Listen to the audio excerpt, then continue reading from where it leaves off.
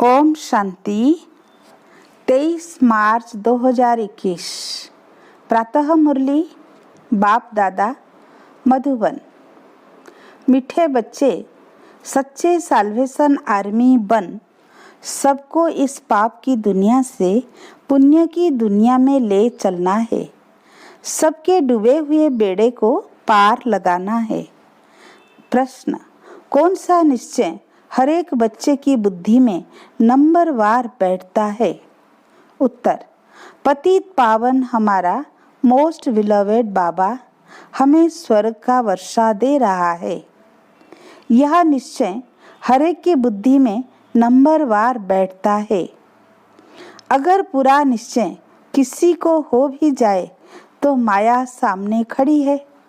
बाप को भूल जाते हैं, फेल हो पड़ते हैं। जिन्हें निश्चय बैठ जाता है वह पावन बनने के पुरुषार्थ में लग जाते हैं। बुद्धि में रहता है अब तो घर जाना है। ओम शांति। मीठे मीठे सिक्की लधे बच्चों प्रति गुड मॉर्निंग। बच्चे यह तो जानते हैं कि सतयुग में सदैव good morning, good day, good everything, good night, सब गुड ही गुड है। यहाँ तो ना गुड मॉर्निंग है ना गुड नाइट है। सबसे बुरी है नाइट। तो सबसे अच्छा क्या है? सवेरा, जिसको अमृत बेला कहा जाता है। तुम्हारा हर समय गुड ही गुड है। बच्चे जानते हैं इस समय हम योग योगेश्वर और योग योगेश्वरियां है। ईश्वर जो तुम्हारा बाप है वह आकर योग सिखलाते हैं। अर्थात तुम बच्चों का एक ईश्वर के साथ योग है। तुम बच्चों को योगेश्वर के बाद ज्ञानेश्वर बाप का पता पड़ा है। योग लगा फिर बाप तुमको सारे चक्र की नॉलेज समझाते हैं, जिससे तुम भी ज्ञानेश्वर बनते हो। ईश्वर बाप बच्चों को आकर ज्ञान और योग सिखलाते हैं। कौन सा ईश्वर? निराकार बाप। अब बुद्धि से काम लो। गुरु लोगों की तो बहुत मत है। कोई कहेंगे कृष्ण से योग लगाओ, फिर उनका चित्र भी देंगे। कोई साईं बाबा, कोई महर्षि बाबा, कोई मुसलमान का, कोई पारसी का, सबको बाबा बाबा कहते रहते हैं। कहेंगे सब भगवान ही भगवान है। अब तुम जानते हो मनुष्य भगवान हो नहीं सकता। इन लक्ष्मी नारायण को भी भगवान भगवती नहीं कह सकते। भगवान तो एक निराकार है। वह तुम सब आत्माओं का बाप है। उनको कहा जाता है शिव बाबा। तुम ही जन्म जन्मांतर सत्संग करते आए। कोई ना कोई सन्यासी, साधु, पंडित आदि जरूर होंगे। लोग जानते हैं कि यह हमारा गुरु है, हमको कथा सुना रहे हैं। सतयुग में कथाएं आदि होती नहीं। बाप बैठ समझाते हैं। सिर्फ भगवान व ईश्वर कहने से रसना नहीं आती है। वह बाप है तो बाप कहने से संबंध स्नेहपूर्ण हो जाता है। तुम जानते हो हम बाबा मम्मा के बच्चे बने हैं, जिससे हमको स्वर्ग का सुख मिलते हैं। ऐसा कोई भी सत्संग नहीं होगा जो समझते हो कि हम इस सत्संग से मनुष्य से देवता व नरकवासी से स्वर्गवासी बनते हैं। अभी तुम्हारा सत बाप के साथ संग है और सबका असत्य के साथ संग कहा जाता है। गाया भी जाता है सत्संग तारे, जिस्मानी संग बोरे। बाप कहते हैं आत्म अभिमानी, देही अभिमानी बनो। मैं तुम बच्चों आत्माओं को सिखाता हूँ। यह रूहानी नॉलेज रूहों प्रति सुप्रीम रूह आकर देते हैं। बाकी सब है भक्ति मार्ग। वह कोई ज्ञान मार्ग नहीं है। बाप कहते हैं मैं सब वेदों शास्त्रों को, सृष्टि के आदि मध्य अंत को जानने वाला हूँ। अथॉरिटी मैं हूँ। वह है भक्ति मार्ग की अथॉरिटी। बहुत शास्त्र आदि पढ़ते हैं तो उनको कहते हैं शास्त्रों की अथॉरिटी। तुमको बाप सच आकर सुनाते हैं। अभी तुम जानते हो सत्य का संग तारे, झूठ का संग डुबोए। अब बाप तुम बच्चों द्वारा भारत को सल्वेज कर रहे हैं। तुम हो रूहानी सल्वेशन आर्मी, सल्वेज करते हैं। बाप कहते हैं कि भारत जो स्वर्ग था वह अब नर्क बना हुआ है, डूबा हुआ है। बाकी कोई ऐसा सागर के नीचे नहीं है। तुम तमो प्रधान बने हो। सतयुग त्रेता है सतो प्रधान। यह बड़ा स्टीमर है, तुम स्टीमर में बैठे हो। यह पाप की नगरी है, क्योंकि सब पाप आत्माएं हैं। वास्तव में गुरु एक है, उनको कोई जानते नहीं है। हमेशा कहते हैं ओ गॉड फादर। ऐसे नहीं कहते गॉड फादर कम प्रिसेप्टर, नहीं, सिर्फ फादर कहते हैं। वह पतित पावन है तो गुरु भी हो गया। सर्व का पतित पावन सद्गति दाता एक है। इस पतित दुनिया में कोई भी मनुष्य सद्गति दाता व पतित पावन हो नहीं सकता। बाप कहते हैं कितने अडल्ट्रेशन करप्शन है। अब मुझे कन्याओं माताओं के द्वारा सबका उद्धार करना है। तुम सब ब्रह्मा कुमार कुमारियां भाई बहन हो गए, नहीं तो डाडे का वर्षा कैसे मिले। डाडे से वर्षा मिलता है 21 पीढ़ी अर्थात स्वर्ग की राजाई।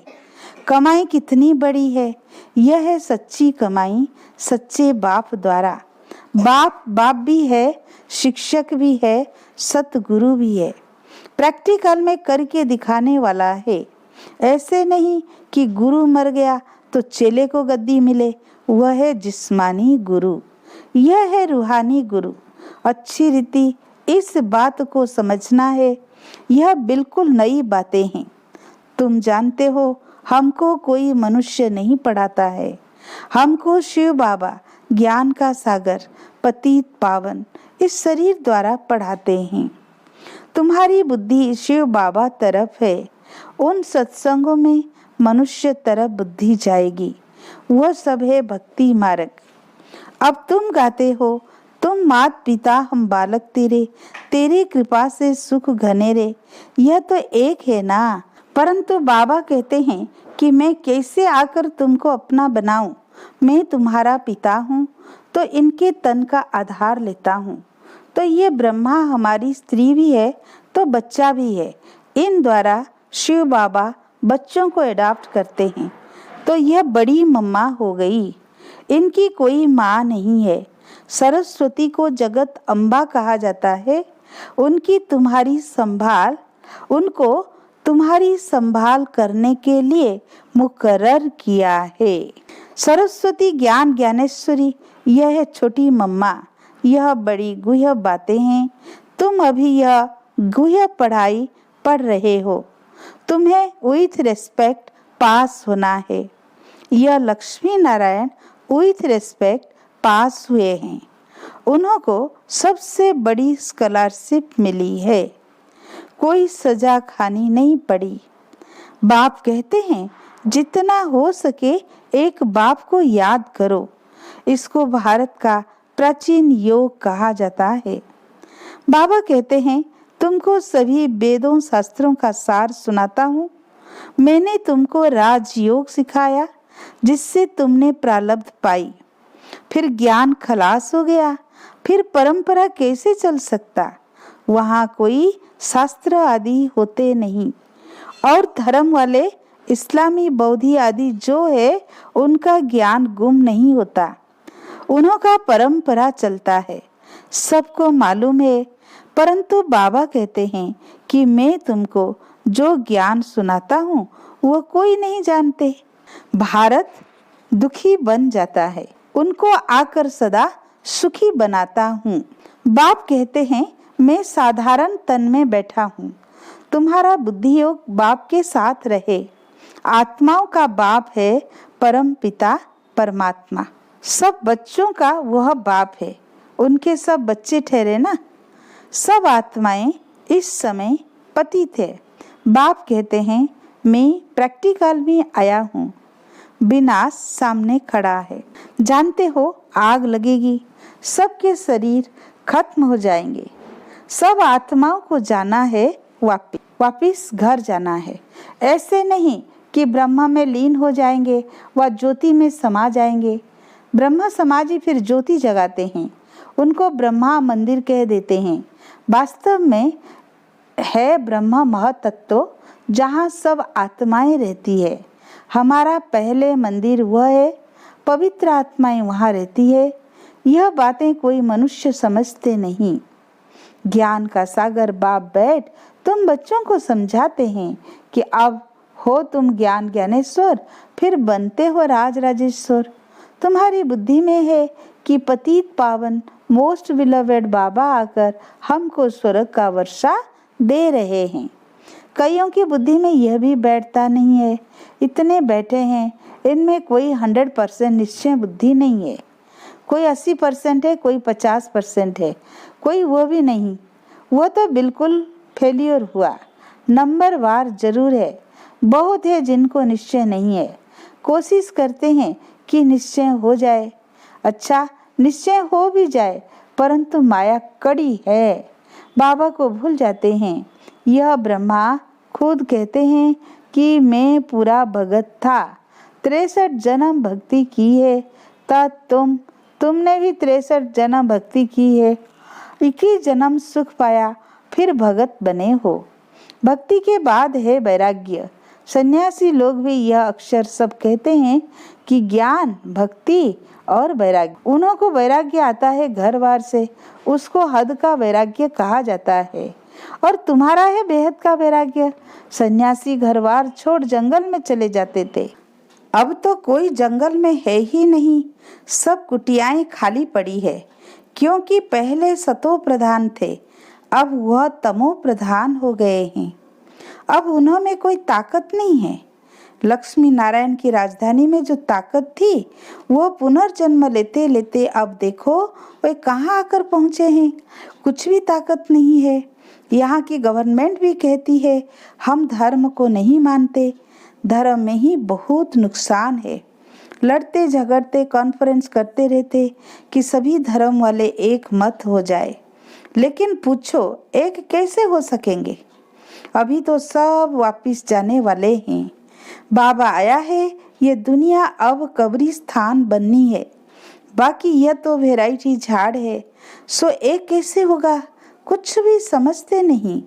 भारत में एक धर्म था, उनको कहा जाता अद्वैत मत वाले देवताएं। दैत्य माना दैत्य। बाबा कहते तुम्हारा यह धर्म बहुत सुख देने वाला है। तुम जानते हो कि पुनर्जन्म ले हमको फिर 84 जन्म भोगने हैं। निश्चय हो कि हमने ही 84 जन्म भोगे हैं। हमको ही जाना है और फिर आना है। भारतवासियों को ही समझाते हैं कि तुमने 84 जन्म पूरे किए हैं। अब तुम्हारा यह बहुत जन्मों के अंत का जन्म है। सिर्फ एक को नहीं कहते, पांडव सेना को समझाते हैं कि तुम पंडे हो, तुम रूहानी यात्रा सिखलाते हो, इसलिए पांडव सेना कहा जाता है। राज्य अब ना कौरवों का न पांडवों का है।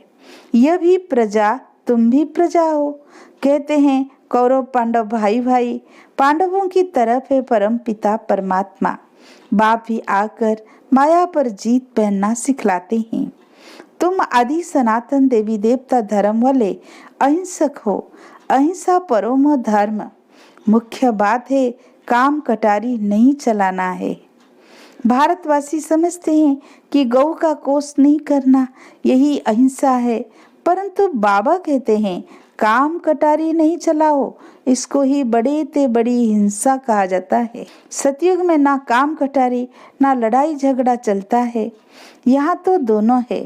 काम कटारी ही आदि मध्य अंत दुख देती है। तुम सीढ़ी उतरते हो, 84 जन्म तुम भारतवासियों ने लिए हैं। इन लक्ष्मी नारायण का राज्य था, फिर पुनर्जन्म लेते हो। एक एक जन्म एक एक पौड़ी है। यहाँ से तुम एकदम जंप मारते हो ऊपर। 84 पौड़ियाँ उतरने में तुमको 5000 वर्ष लगते हैं और यहाँ से फिर तुम सेकेंड में चढ़ जाते हो। सेकेंड में जीवन मुक्ति कौन देता? बाप। आप सब एकदम पट में पड़े हैं। अब बाप कहते हैं सिर्फ मुझे याद करो, यह बुद्धि में याद रखना है। अब नाटक पूरा हुआ, हमको वापिस घर जाना है। हमको अपने बाप को और घर को याद करना है। पहले बाबा को याद करो, वही तुमको घर का रास्ता बताते हैं। बाप की याद से विकर्म विनाश होंगे। ब्रह्मा को याद करने से एक भी पाप कटेंगे नहीं। पतित पावन परमात्मा ही है, वो कैसे पावन बनाते हैं यह दुनिया में कोई समझ नहीं सकते। बाप को आकर स्वर्ग की स्थापना जरूर करनी है। बाप आया है, तुम बच्चे जयंती मनाते हो। कब आया यह नहीं कह सकते कि इस घड़ी इस तिथि तारीख में आया। शिव बाबा कब आया कैसे कह सकते? साक्षात्कार बहुत होते हैं। पहले हम सर्वव्यापी समझते थे तो या कह देते थे आत्मा सो परमात्मा है। अब यथार्थ मालूम हुआ है। बाबा दिन प्रतिदिन गुह्य बातें सुनाते रहते हैं। तुम साधारण बच्चे कितनी बड़ी नॉलेज पढ़ रहे हो। अच्छा, मीठे मीठे सिकी लदे बच्चों प्रति माता पिता बाप दादा का याद प्यार और गुड मॉर्निंग। रूहानी बाप की रूहानी बच्चों को नमस्ते।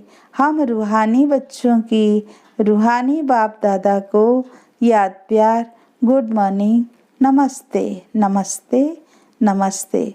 शुक्रिया बाबा, शुक्रिया शुक्रिया। धारणा के लिए मुख्य सार।